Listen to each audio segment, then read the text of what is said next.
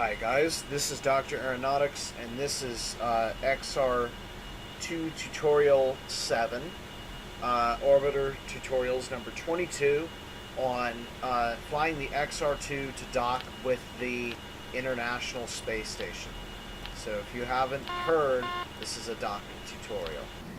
We're on the ground again at Cape Canaveral. You can see the vehicle assembly building over here.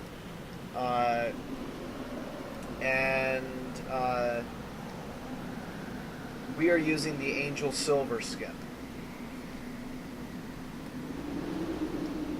One neat, interesting thing, if you look at my channel, I have in one of my playlists it might have been the liked videos. I forget if that's visible or not, but if it is visible to the public, you might want to check out one of the videos in there on the F-104 supersonic flight, and it has a date on it by someone else. I forget his name, but basically what it is it's an acrobatic high-speed F-104 flight on this runway, and he actually flies the F-104 right over these complexes here. You can see them clearly. He flies right by the vehicle assembly building about this close, and he even goes over the launch pads about this high, which is really cool. So you might want to check that out. So the first thing we have to do is figure out when we're going to be able to rendezvous with the International Space Station. So just like anything else, we're going to target the ISS orbit, and it turns out that it's going to pass right through us. Now the math involved in figuring out when we need to take off is dependent on how fast the ISS is going and how long it takes us to get up there. It takes us 2,100 kilometers and about 660 seconds nominally to get to orbit, which means we want to meet the ISS at 2,101 kilometers southeast of where we are now in 660 seconds after taking off. So in order to do that, then we have to figure out how fast the ISS is going. It turns out that it moves at 0.0625 degrees per second, and when you subtract out that it takes 19 degrees across the Earth, 2,100 kilometers is 19 degrees across the Earth, you find that if we take off when the ISS is 22 degrees back in its orbit, 22 degrees back from wherever it is when we take off, we will meet the ISS at main engine cutoff. But we don't want to do that, because if you come too close, you can wind up overshooting. So the idea is we want to just barely beat the ISS to that spot. So instead of 21 degrees, or I'm sorry, instead of 22 degrees, we'll do 24 degrees from our position. That will put us 2 degrees ahead of the International Space Station. And when we want to synchronize our orbit, all we have to do is just go further up. Raise our apogee, and you'll see, to basically meet the ISS. This is to do a very fast docking procedure. I want to see if we can do it within half an hour. This, of course, would be illegal in real life, because the keep out zone requires you be in a stable orbit for like 30 hours or something like that before you approach the International Space Station. But it's good practice to dock with space stations. While touring the star systems that I created a few years ago, I had plenty of practice rendezvousing with a giant, many kilometers long mothership, and I got a knack for exactly when to take off, and I would actually meet the mothership upon Nico. It's insane. So I literally go right into orbit, and then as soon as I turn off the main engines, I'm in the vicinity of the mothership, and then I can begin translating and then dock. I even got really quick at docking. One time I docked in about 25 seconds from from arriving about 1 kilometer from. So you can get really good practice if you stick with it for long enough. Okay, so the other thing we need to do now is get ready for launch, because we know when the ISS will be coming by. We want to prepare the radios. So docking port 1 is free. That's 137.40. And then we want the transponder so that we can figure out when we're near it. 131.30.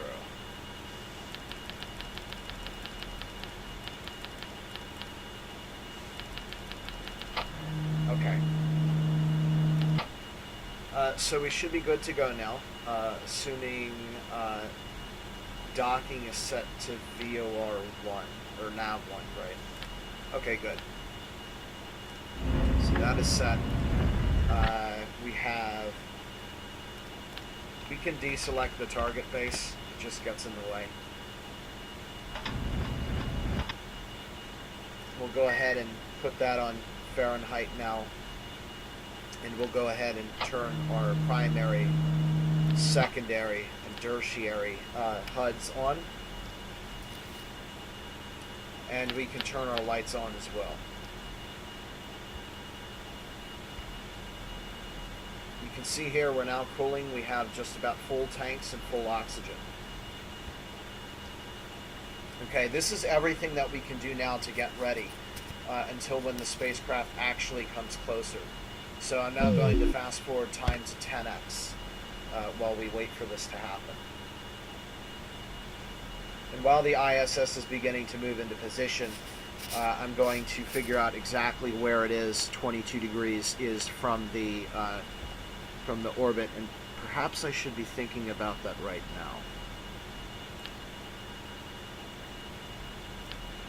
So we're going to figure out where the ISS is. So what we do now is we're going to target the ISS orbit, and we want to figure out what the true anomaly is. And basically what we're going to be doing now is figuring out the antipode, which is the exact opposite part of the orbit, which when you're centered in the map view happens to be at the edge when it crosses from one screen to the other, which is quite handy. So what we're going to do is we're going to find out what the true anomaly is when the spacecraft passes across our antipode, and that should come very close to guesstimating. If we add 180 degrees to that, we should come very close to what the true anomaly will be when it goes through Cape Canaveral, and then we'll be able to subtract out 24 degrees from that. Okay, so going back to 10x now, I'm going to wait until it gets there.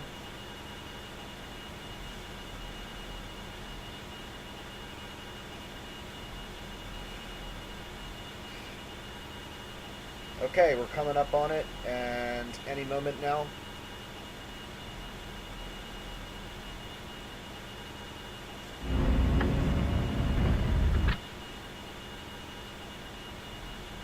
Okay, that was it. Okay, true anomaly is 130 degrees, 130.48 degrees.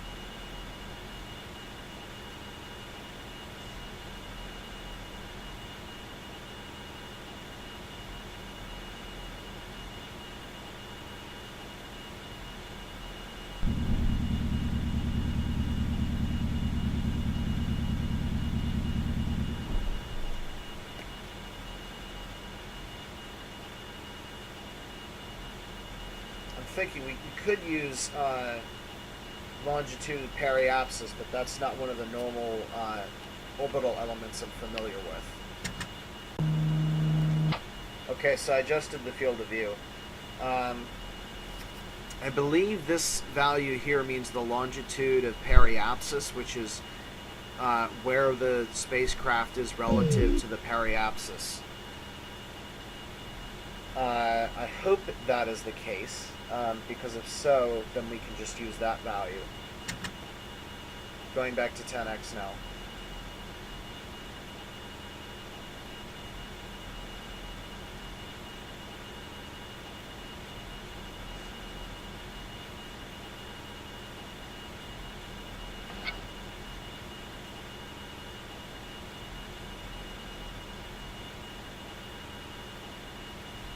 No, it does not appear to be that particular one.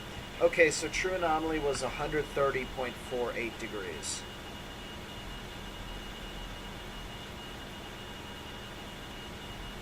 So when you add 180 to that, you get 310.5 degrees, assuming no perturbations, which unfortunately this orbit will perturb.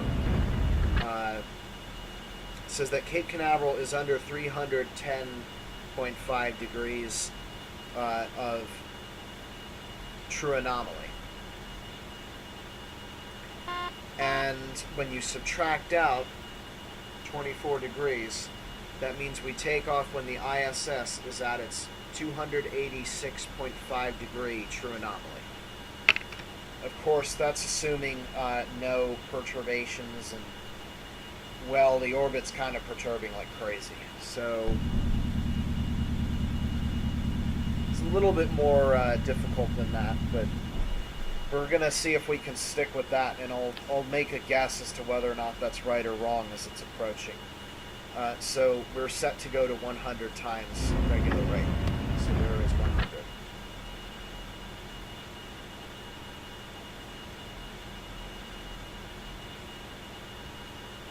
Okay, so the ISS is approaching now over the northern North Pacific Ocean. You can see the true anomaly now says 250 degrees, and this hasn't perturbed too much actually since I started it. Of course, it's oscillating back and forth, but that's not too much of a problem. One thing that I just noticed is that this is 2001. I'll have to update the orbit of the ISS into Orbiter, because the ISS, I know from experience, does not orbit 350 to 360 kilometers. Nowadays, it orbits between 410 and 420 kilometers typically. Okay, let's see where we are. That's back to regular rate. We have true anomaly 276, 30 degrees. Yeah, that looks right. That looks correct.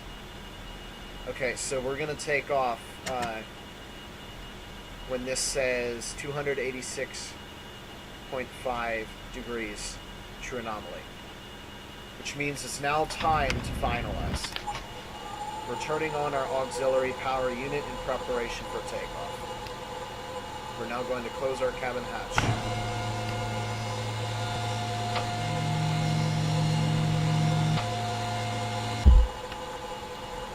Okay, we've received confirmation that the cabin hatch has been closed. Hitch on. Air flight control services are on. Pitching trim for takeoff. Checking the autopilots, we should not need any of them. And looking at this true anomaly again. 287 degrees.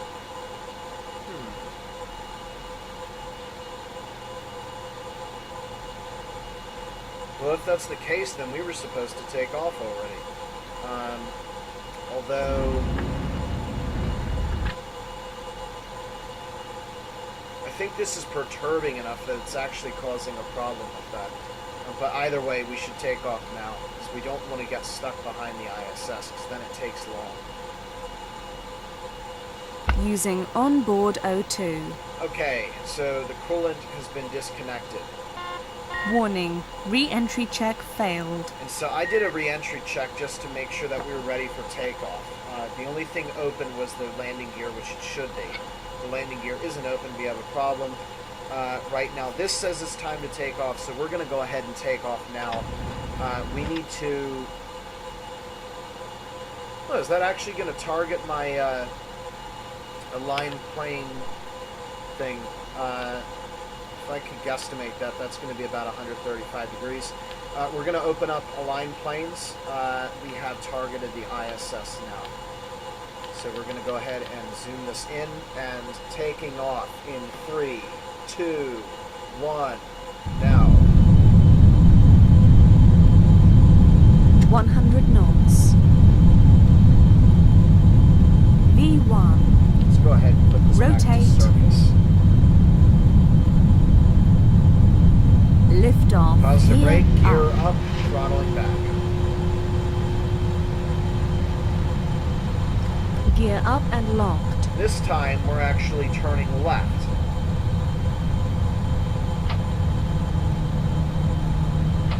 That is a pretty cool view.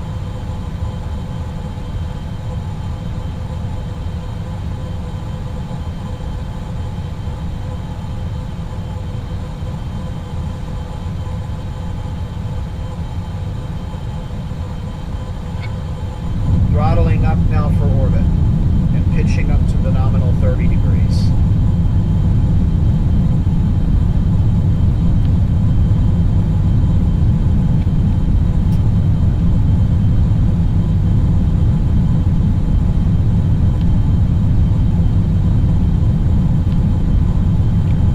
Okay, so now we should go back to aligned planes. Mach 1. We need to make sure that we don't cross this node here by checking the map. We seem to be going fairly parallel to that. Meanwhile, we've reached Mach 1.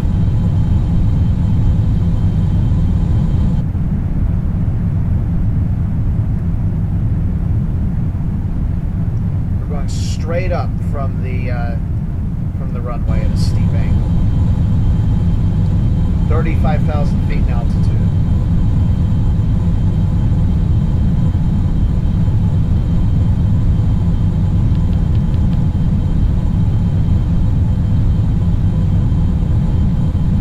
Mach 2. So I'm just adjusting my attitude a little bit so that it meets there. We're at Mach 2, which means it's time to begin moving back down.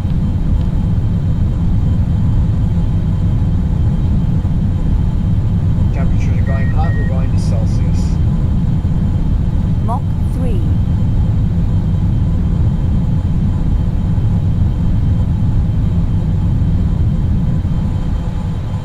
Okay, we're now in the range for the scramjets. I'm opening the scram doors and I'm throttling up.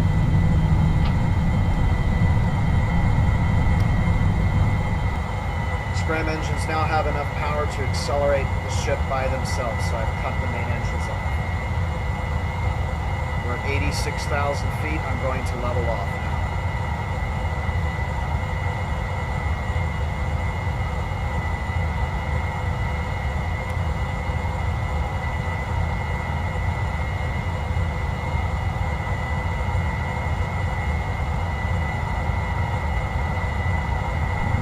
Again, we want to keep this dynamic pressure around 24 kilopascal for the time being.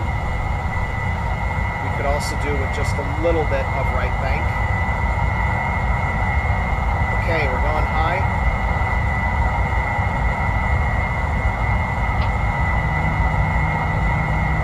Mach 5. So the scram engines have really caught. We're now up to about 2.2 G's worth of acceleration. Mach 6.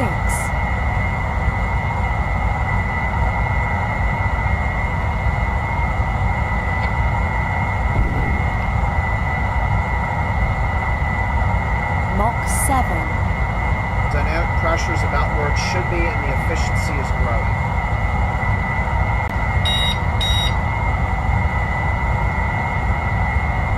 Mach 8. Scram fuel's down to 73%. Everything looks good. You can see now we're getting close to the ISS. Mach 9. Rather, the ISS is getting close to us. It's coming up over us right here. Can't see it yet, though. Meanwhile, we should look at our Mach orbit 10. progressing, and I'm going to change this over to the ascent.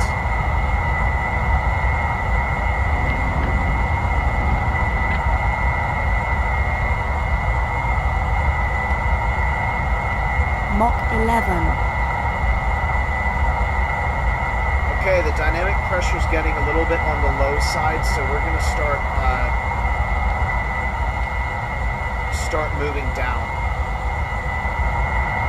Mach 12.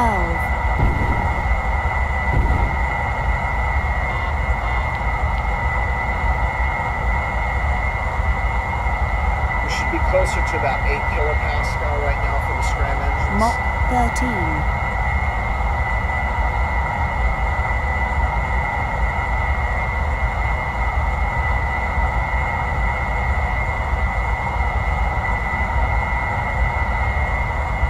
Mach 14.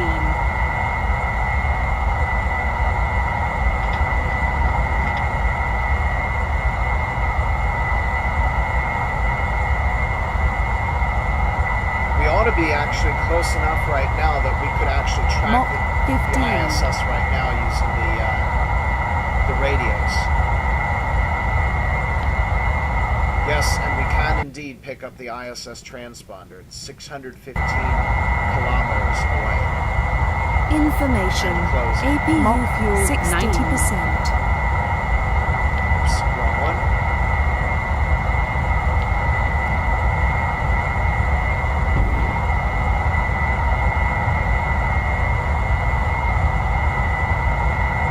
Okay, Mach 17. coming up on 6,000 degrees scram temperatures.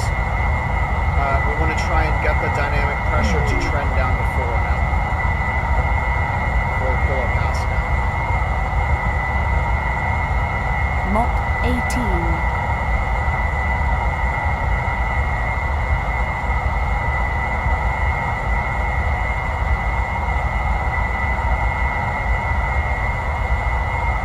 Mach Okay, we've just hit 19. 7,000 degrees on the scram engines. I'm throttling back to half power now in preparation for cutoff.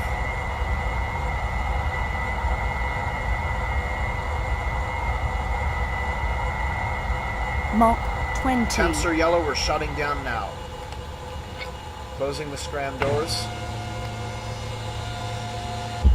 And resuming main engine power. So we're now going to give it a little bit of a 10-degree pitch for a little bit until we get out of the atmosphere. Mach 21.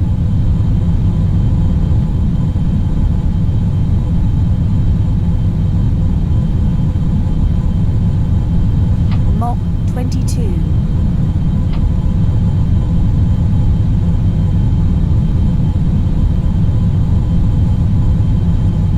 Mach 23.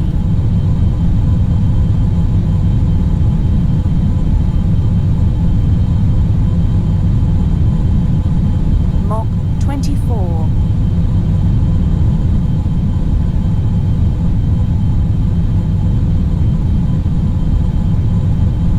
Mach 25. Okay, so we're approaching orbit now. You can see our apogee altitude is 26. going up. We're now at 170, 200, 250, 300. Main engine cutoff. Mach 27 plus.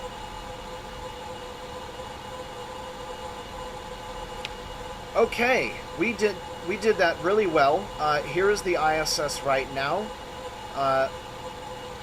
We're both over the Caribbean. The ISS is over Haiti, and I'm a little bit further down from that. And it is going to be right about over us. Pretty darn close, which is what I was hoping for. Let's see. Yes, 500 kilometers. So now we're going to synchronize the orbit now before we shut down, because we have the opportunity to. So what we're going to do now is we're just going to keep thrusting until there's an intersection, and the DT min goes down low. Let's target intersection 2, because that one is much easier to use. So basically what we're doing is we're going higher and higher and higher until it takes us long enough that the ISS can catch up to us. We'll slow down for it.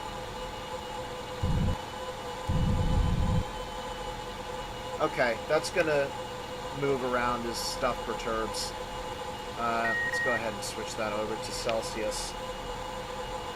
You can see now we're going to go pretty high, although not too high. 593 kilometers is still considered lower of orbit. We do need to do a little bit of a relative, a plane change.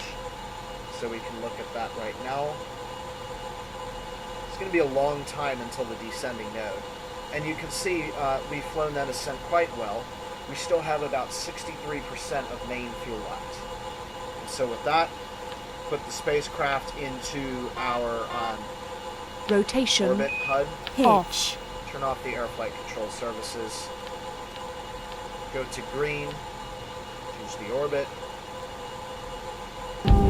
Turn prograde in preparation for any maneuvers. And open real quick, check, okay. Open the radiator. See our temperature is approaching 43 degrees Celsius. And this is probably Venezuela again.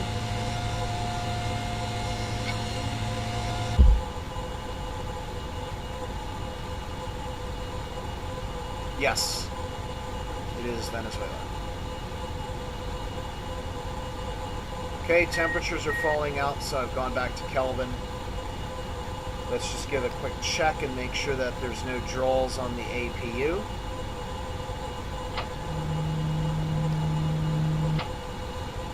Okay, we can shut down the APU.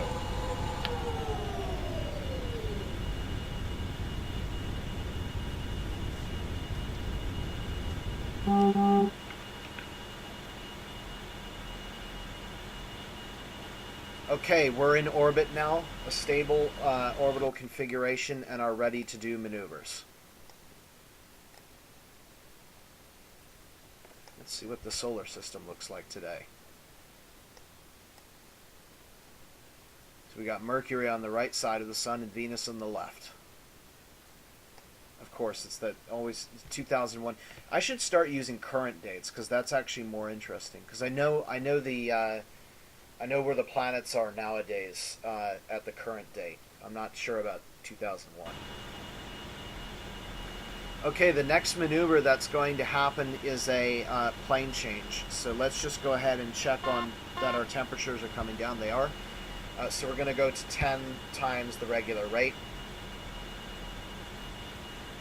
as we await passage to the descending node. We can also check our sync orbit and make sure that's still going good. I think we should probably do a little bit of a trim burn right before we reach apogee. That's always a good idea. Because the closer you get to the site, the harder it is to do the plane change burn afterwards. I'm sorry, wow, I'm not going to remember it unless I look at it. The trim burn.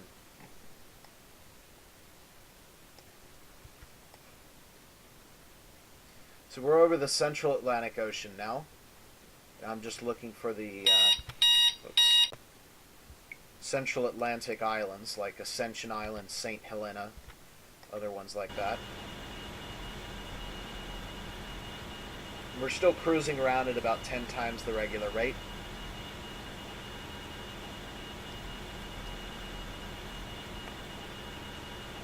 The now getting fairly high compared to where we normally are. This is 420 kilometers. This is usually the altitude that the International Space Station orbits at. And being on 32 degrees field of view, if you have a 22-inch monitor, then this looks a lot like exactly what you would see if you looked through the cupola of the International Space Station over the central Atlantic Ocean.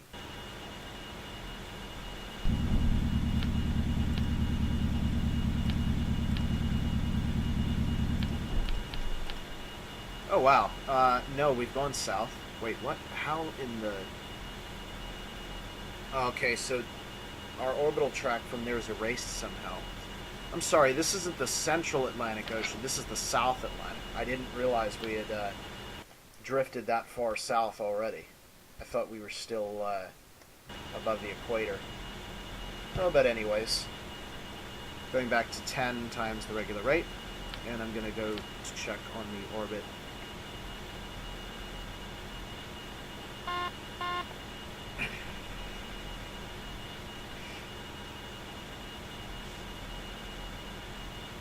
And I'm going to go to 100 times the normal rate. So we're approaching orbital sunset, and now I'm gone back to regular time. We're going to do a trim burn.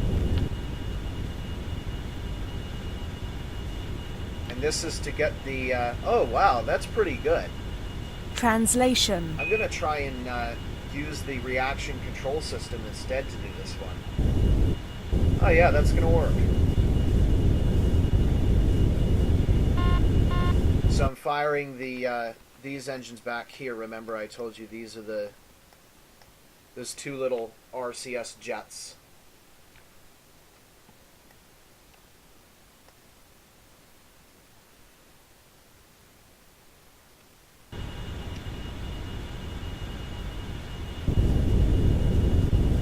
Okay, this is going to sound weird, but like 5 seconds ago, for some reason, I suddenly forgot the key command to go from outside to inside. This key, I completely forgot it for a second. I was like, what? How? Okay, so that's done. We're going to intercept it for sure. So, turning that off, and we're going to keep an eye on the time until the next plane change. So we're on 10 times the normal rate.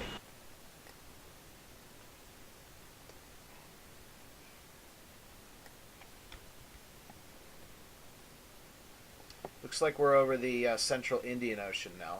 I'm pretty sure that's where Prince Edward Islands are. Yes. Actually, man, why are we so far south? Oh, okay, I just confused myself. So to explain that, I basically launched from Cape Canaveral, and I thought I was launching east from Cape Canaveral, which means I would have a 24-degree inclination, which means I would only stay in the tropics. But I forgot, we just launched into the plane, not due east, into the plane of the International Space Station. We're going to have to address this now coming up. Into the plane of the International Space Station, which has an inclination of about 55 degrees. So we're going from the high latitudes, which makes sense because we're at 38 degrees south, which is about as far south as Washington is north from the equator. In fact, I think this is actually right over... No, it's not right over. But we are going to fly right over the area where Flight 370 was lost. Okay. Let's see what kind of node this is. Okay, our inclination is not high enough. So this is going to be an orbit plus burn at the descending node.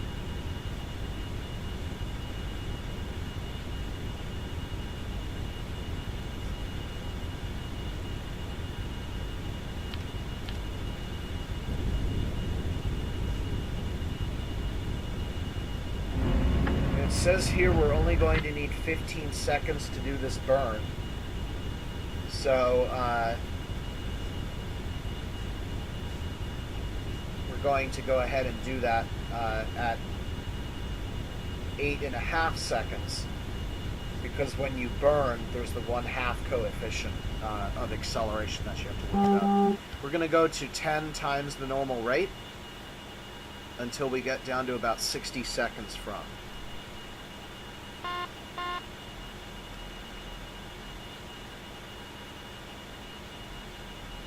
Okay, that's good. So let's go ahead and reactivate. And we're waiting for 8.5, and then we burn for 15, actually 14 in it.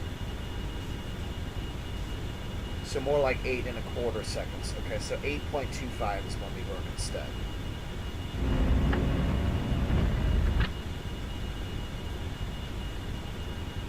Meanwhile, we're just about at apogee. We're at 550 kilometers.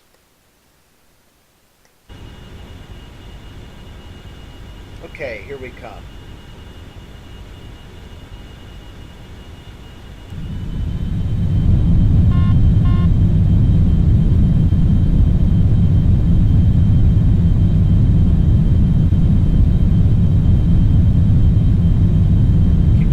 Relative inclination, we're waiting for it to reach 0. Whoa, I overshot. Luckily, we still have the reaction control system on. We still have the reaction control system on translation.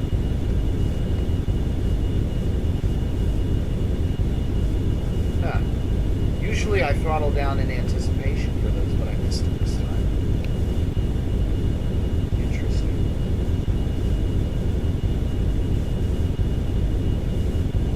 At least the RCS tank's getting a good workout, but no harm. Still about 0 degrees. Rotation. Relative inclination. Okay, we are... Oh shoot. That's funny. We are directly under the International Space Station.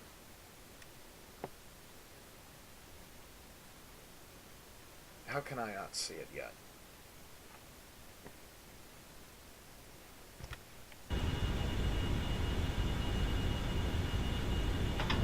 Am I reading that right? Oh no, we are directly over the International Space Station. That was it. Okay, there it is. I was about to say. Yeah, we are actually directly on top of. And when I say directly, holy crap, I mean directly. Like if we fired a laser straight to the Earth, not anymore, but it just crossed through it. Oh my gosh, what happened to our DT Min? That's gone crazy. Okay, we're gonna have to fix that now.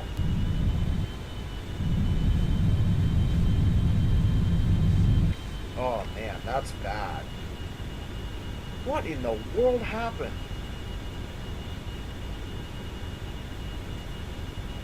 It's almost as if I burned another burn and didn't realize it.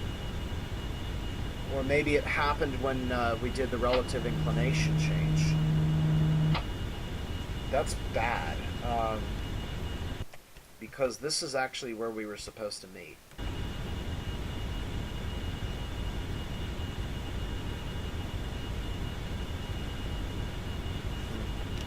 Oh well, time will have to press on.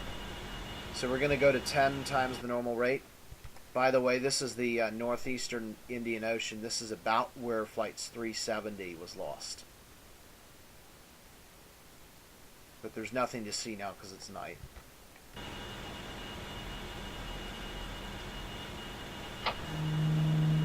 And that is Indonesia.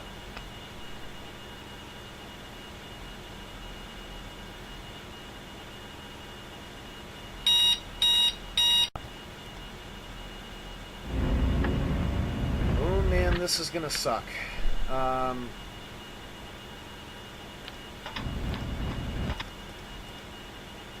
And it stinks too, because we had such a good. I can't figure out what happened.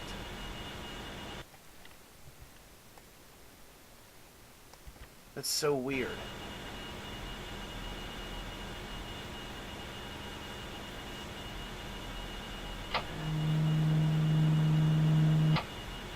we're not getting any closer to it this orbit. Man, that stinks. Okay, let's go back to the next. We're going to meet it at the next intersection.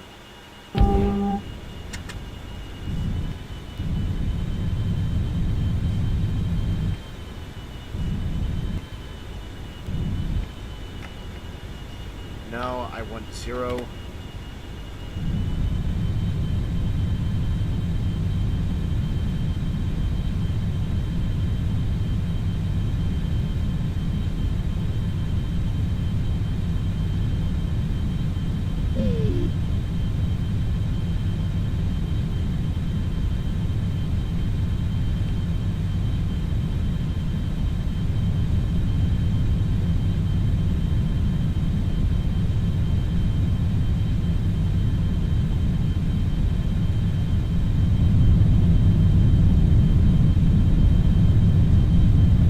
Okay, well that's good news.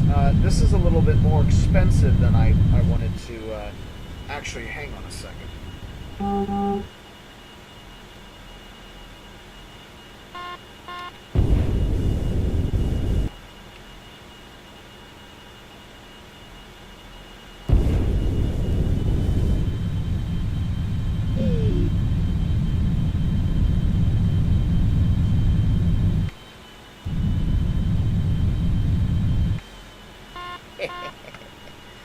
Okay, well that was a little bit more expensive than what we wanted to do. We didn't burn that much. Maybe we burned about 3% of the fuel.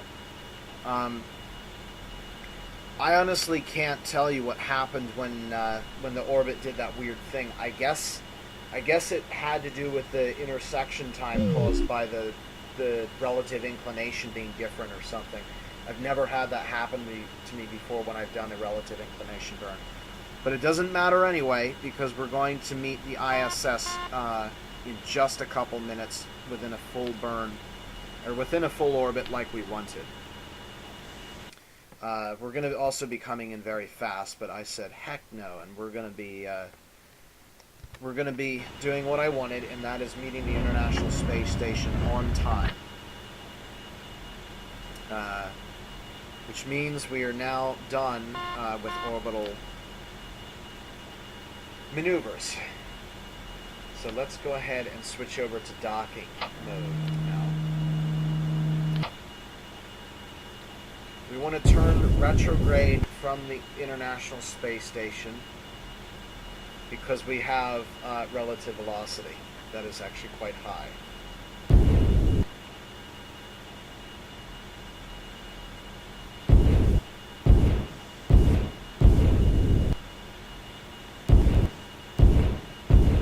Right? Why didn't I write down the power of the main engines? I think they were like 262,000 newtons or something like that.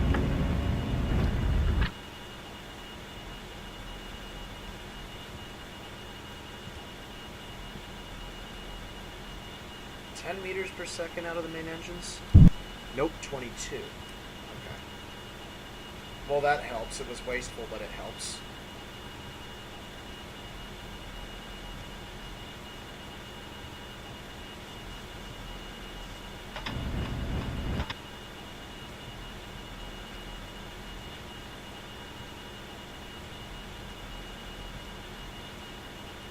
Okay, we need to start slowing down about 5 kilometers before 5 kilometers before we get to the International Space Station.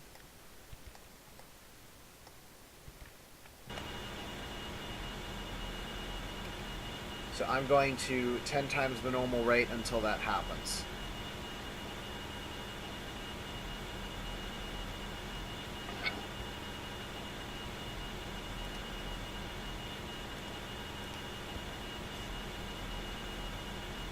Okay, we're within 15 kilometers now. Our speed has pretty much not changed. And we're 30 seconds. Actually, we can just do it this way and just say we're going to be 20 seconds from. 3, 22, 21, 20. Now is the time to burn. 5,000. Oh, cool. 4,000. I forgot it did that. 3,000.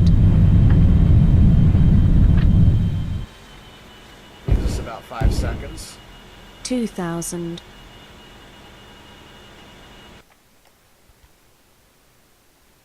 Whoops, there it is.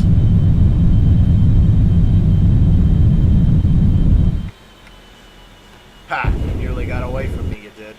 1,000. Cool. We should be in range of the, there it is, the docking transponder. We have to turn on the auxiliary power unit again. Can you guess why? Oh, that was perfect timing. I saw that and I was like, now is the time. And it was. So we're actually going to open two things. One is the airlock. I'm sorry, not the airlock. No, not the airlock. Anything but that. Okay, nose cone. To open the nose cone. And good, we have a docking light on the front. So you can see that is beginning to open up now. Takes quite a while. Okay, we've got confirmation. The other thing we need to do is open up the retro doors. And remember where I said these would be? Well, it's dark now, so it's very hard to tell where they are. But if I turn the, yeah, you can kind of see right down here. That's the retro door. There are retro engines back there, but you can't see them now. It's dark. Translation 900. Okay, let's see what kind of, 800. so that was just firing Rotation. of the retro engines. 700. What do I like on this 600. side?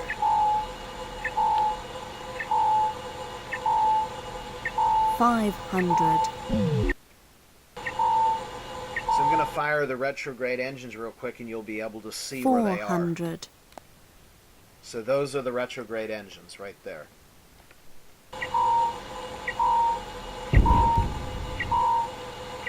Information. APU running. We can go ahead and turn that off for now. It's going to be a little bit.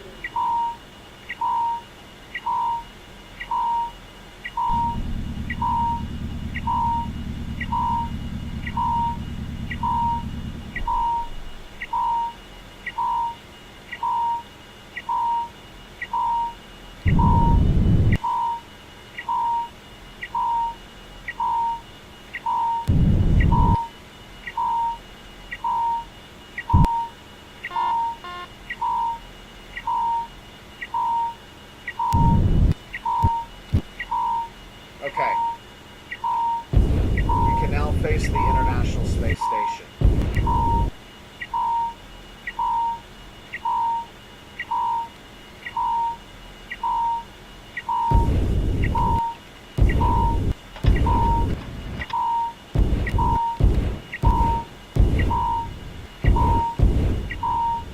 Translation.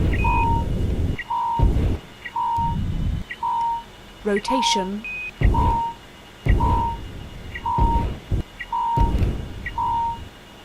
Translation.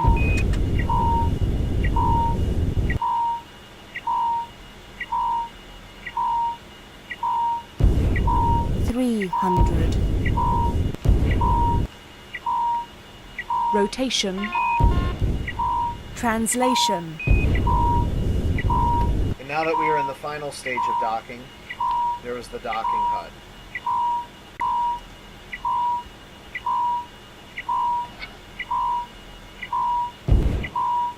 Rotation. 200. Now as I'm doing this, you can see the derivative nature of the autopilot, the way it will actually count down the thrust. Translation. There now we're coming in range of the Rotation. light. Whoops. Shoot. Translation.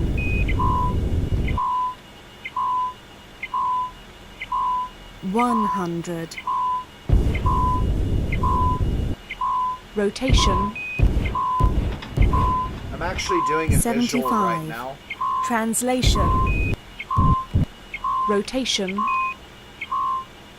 Translation. And I'm switching to instrumental Rotation. right now.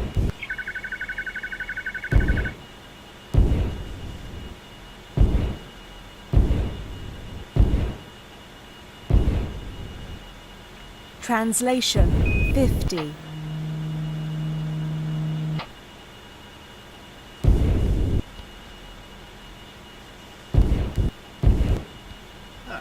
Those aren't lighting up. 40. I used to think, oh, no, that's for rotation. Rotation. 30.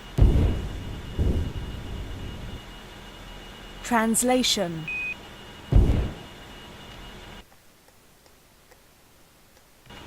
These docking lights 20. are great. Rotation. Translation. Now, very recently, 15. oh shoot. There we go. Rotation. 10. Translation. 8. 7. 6. Rotation. 5. 4. 3. Translation. 2. Okay. This approach stops now. Rotation. Translation.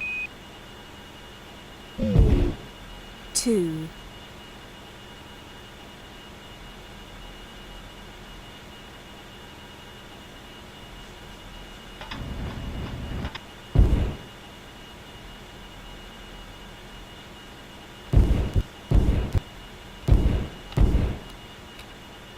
Rotation.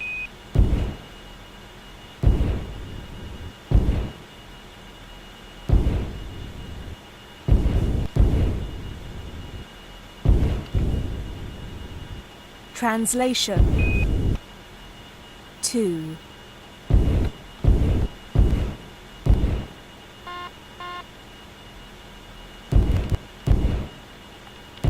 Rotation.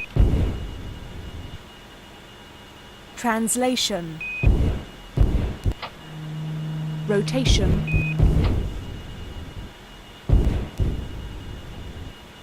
Translation.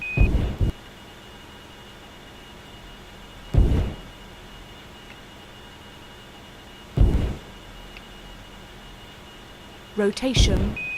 Something is causing the Translation. ISS to perturb like mad. You can see the number of times I have to continually switch back between rotation and translation. 2. Rotation.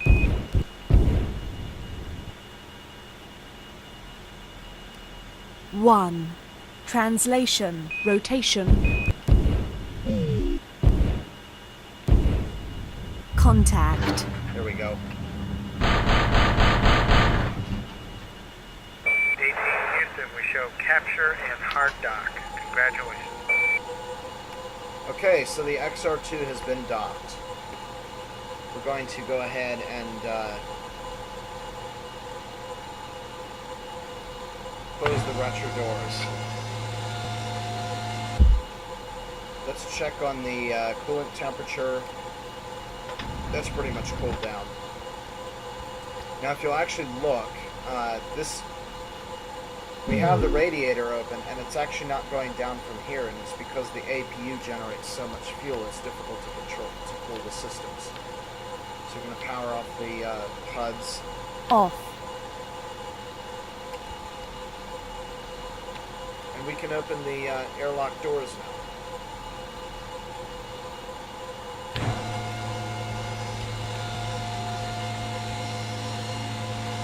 Shoot, I forgot how to... There we go. Okay, that is the outer door of the International Space Station.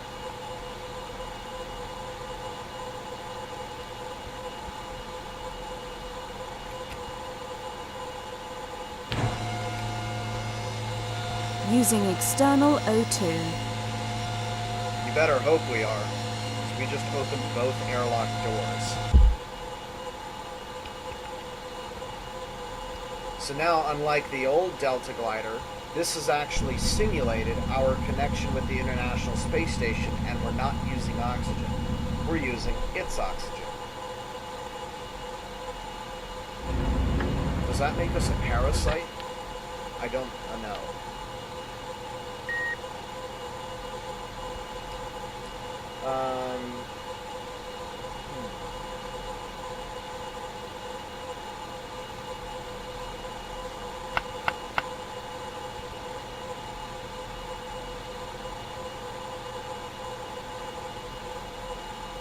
Yes, I was thinking about whether or not I should refuel. There's no real reason to. So we're finished with the auxiliary power unit. Okay, so we took off from Cape Canaveral and quite successfully. We got the XR-2 all the way up here, and you can see it's now docked to the International Space Station.